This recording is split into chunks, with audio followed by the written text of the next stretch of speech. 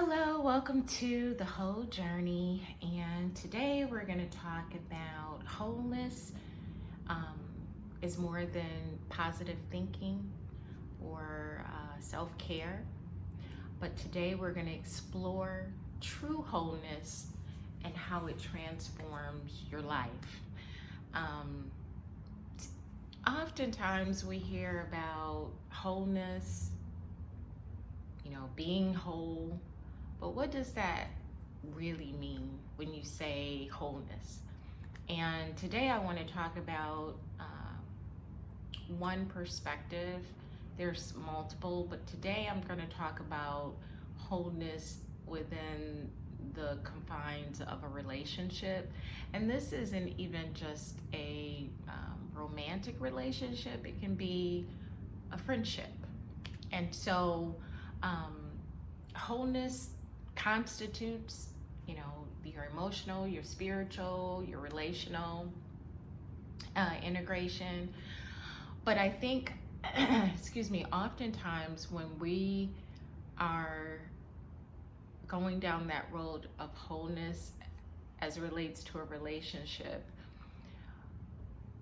we look at that from the vantage point of someone completing us so that we can become whole, versus us coming to the table already whole. And what do I mean by that? So you hear people like, oh, that's my better half. Or, that's a big one. Everyone, like when you get married, oh, that's my better half. A whole relationship is one whole person and another whole person coming together to create a even greater whole. Not a broken person that's fragmented, that is not sure of themselves, that are struggling with codependency, meaning, if they don't have that relationship, they don't feel whole. And so I would like to kind of delve a little deeper into that. Why is that? Why are we looking to someone else to complete us? And I'm going to use myself as an example. Before I came to this epiphany that I was broken. So in relationships that I've had, I felt like I was okay. I didn't feel like I was codependent or needed that, affirmation, positive affirmation from someone, telling me that I was beautiful or I was even worthy of love. I felt like I needed that in order to make me feel whole. But it wasn't until, I backed away from dating and just doing work on me that I realized that I was a really broken person. And I put undue weight on the persons that I've dated over the years, expecting them to be something that they couldn't.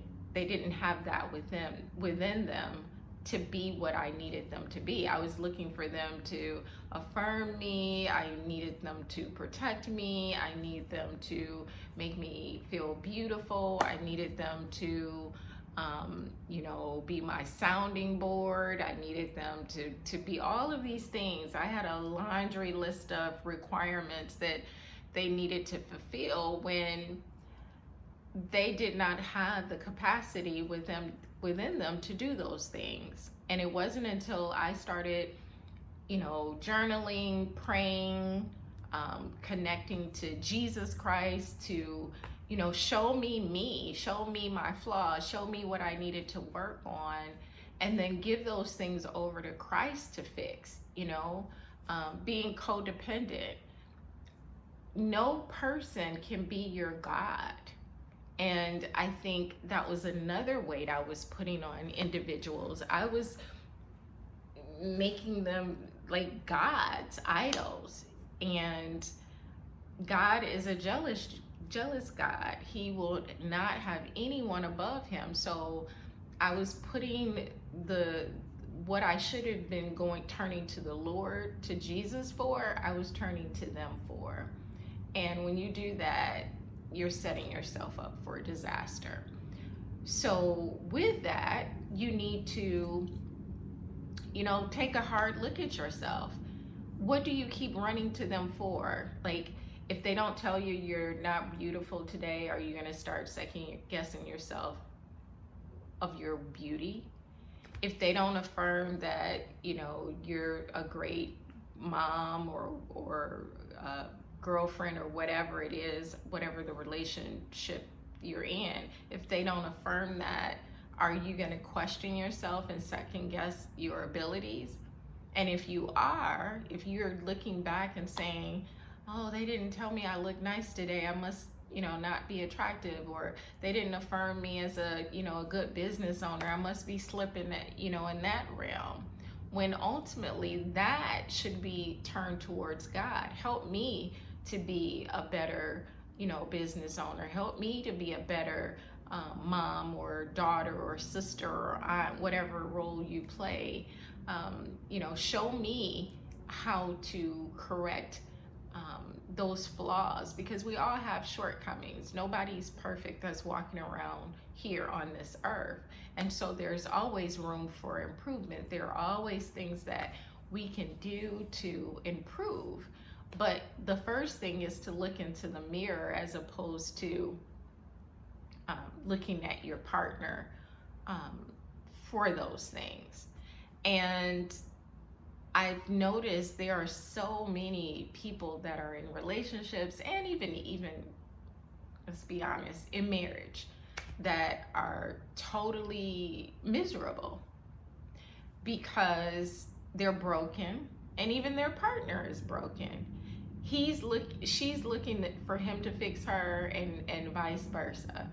Or either she's looking for him to fix her and he's totally checked out.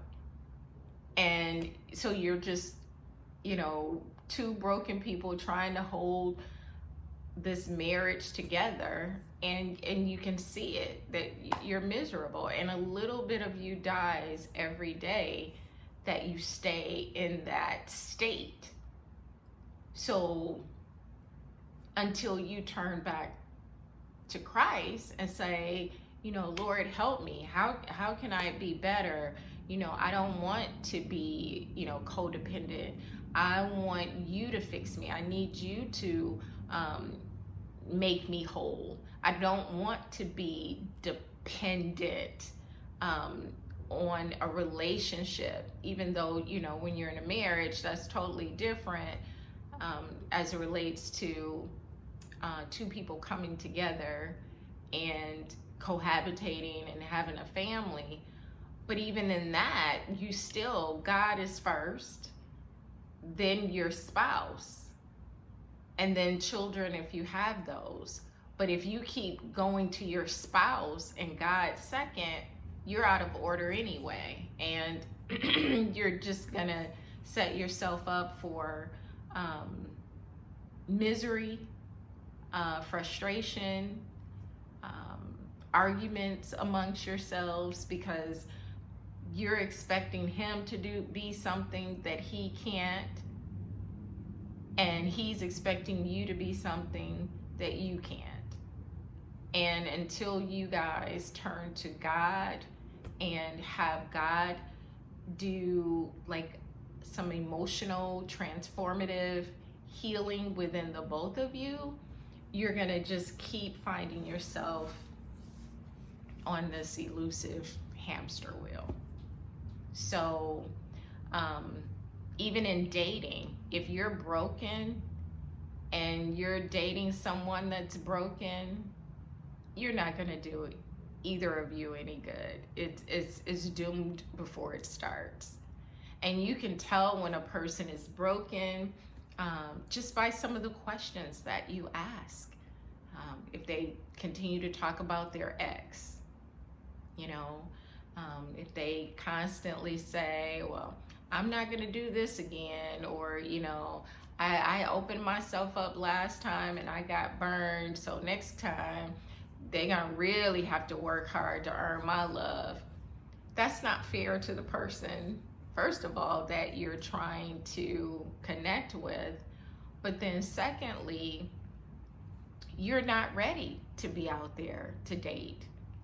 And I think we're in such a society where your worth is tied to your relational status. So if you're single, it's like, and that's been for years, like this didn't just start happening. But if you're single, it's like you have the plague. When being single is a gift. It is truly a gift. And I'm preaching to myself because for so long I'm like the third man out. I'm like, I don't have anyone to go home to. I have to do everything by myself. I have to figure stuff out by myself. But no, you don't.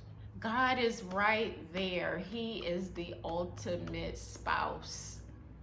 I could not ask for a better spouse. When I'm lonely, I turn to God. When I'm afraid, I turn to God. When I'm frustrated, I turn to God. When I need a business coach, I turn to God. When my finances are jacked, I turn to God. And He's faithful. He's never in a bad mood. He'll talk anytime, so you never have to worry about Him being too tired to talk to you or be concerned about your day. He wants to hear about your day. He wants to be immersed in every area of your life. That's a love that no man can ever provide to you, or no woman can provide to you. So you have to shift your thinking on that. You have to shift how you look at that. I'm single, have been single for a while, and I am at the happiest point in my entire life, bar none. Like, I am at the happiest point in my life.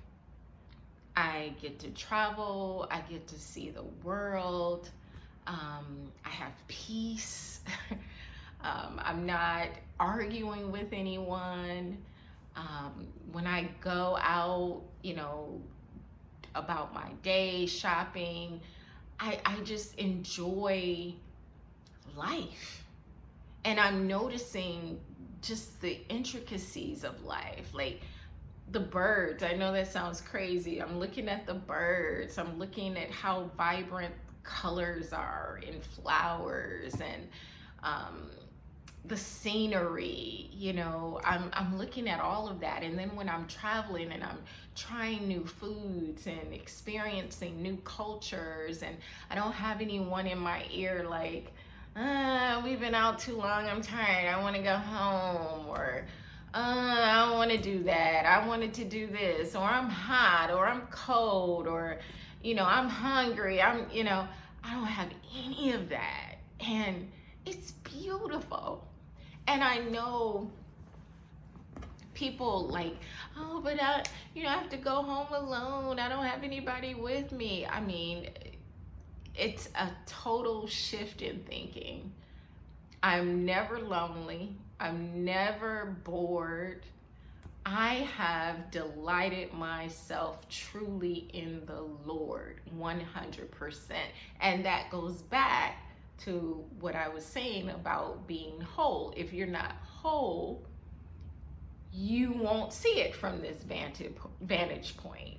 You will see this as a punishment, being single. You'll see it as, I'm missing out on being single. And I think that's why it shows on my countenance that I'm happy. I mean, genuinely happy. It's not a front. I'm not faking. I'm not just saying this to get likes and views and clicks. This is genuinely in my heart. And I want that for all of you. If you're struggling with being whole, I challenge you to have a deep conversation with God. Say, Lord, I am broken. I am flawed. Show me me.